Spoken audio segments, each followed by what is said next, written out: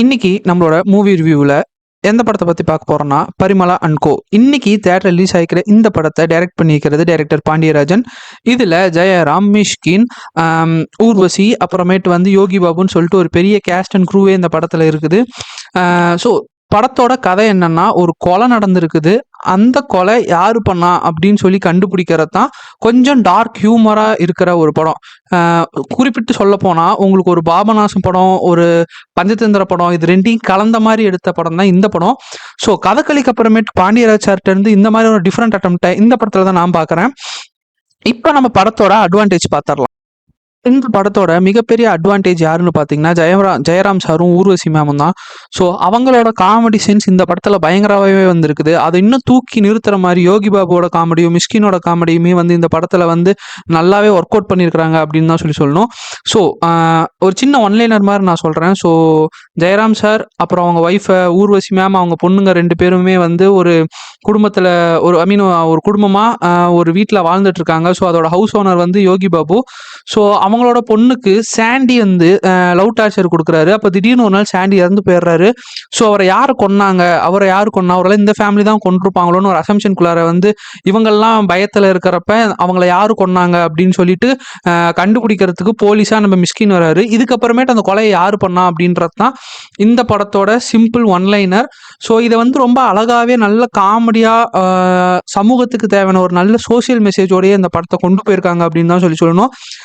இந்த படத்தோட இன்னொரு மிகப்பெரிய அட்வான்டேஜ் அப்படின்னு சொல்லி பார்த்தீங்கன்னா, இந்த படத்தில் யூஸ் பண்ணிக்கிற காமெடி சீன்ஸ் எல்லாருமே சூப்பராகவே இருந்துச்சுன்னு தான் சொல்லணும். ஸோ ஒருவேளை பாபநாசம் படத்தில் இந்த மாதிரி இவங்கெல்லாம் காமெடி பண்ணிட்டு இருந்தாலோ, கமலஹாசன் இந்த மாதிரி காமெடி பண்ணுறதா எப்படி இருக்கும் அப்படின்னு சொல்லிட்டு நம்ம ஒரு ஒரு ஒரு ஒரு 2-3 சீனில் வந்து ஆட்டோமேட்டிக்காக மைண்ட் அங்கே போயிடுச்சு.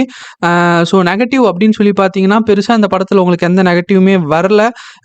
ஓவராலாக இந்த படத்தோட டியூரேஷனுமே வந்து ரொம்ப சின்ன படம் தான். ஸோ டக்குன்னு முடிஞ்சிடும். ஸோ நான் வந்து மார்னிங் ஒரு 10:45க்கு போனேன். 12 கூட இல்லை, 11:50க்கெலாம் பிரேக்கு. ஸோ அங்கேருந்து 1:00 படமே முடிஞ்சு போச்சு. நடுவில் ஒரு ½ hour நீங்கள் பிரேக்குன்னு விட்டா கூட. ஸோ ஓவராலாக இந்த படம் ஒரு 2 மணி நேரம் ஒரு 15 நிமிஷம் அதுக்குள்ளே தான் வரும். ரொம்பவுமே நீட்டாக கம்ப்ளீட்டாக எடுத்துகிட்டு போயிருக்கிறாங்க. ஸோ ஒவ்வொருத்தவங்களோட அசம்ஷனுமே வந்து இவங்க தான் கொலை பண்ணியிருப்பாங்களான்னு சொல்லி நம்மளை வந்து காட்ட வைக்கிறது எல்லாமே வந்து நம்பகத்தன்மையாகவே இருந்துச்சு படத்தில். ஸோ இந்த படத்தோட கேரக்டர்ஸோட நேம் பாண்டியராஜ் படத்தில் ஒவ்வொரு கேரக்டருக்குமே பேர்லாம் யூனிக்காக இருக்கும். நல்ல தமிழ் பெயர் அந்த மாதிரிலாம் சொல்லிட்டு ஒவ்வொரு படமே எடுத்துக்கிட்டிங்கன்னா வந்து நல்லாவே வச்சுருப்பாங்க. அந்த மாதிரி தான் இந்த படத்துலையுமே வந்து கேரக்டர்ஸோட நேம் எல்லாமே வந்து சூப்பராக தான் இருந்துச்சு.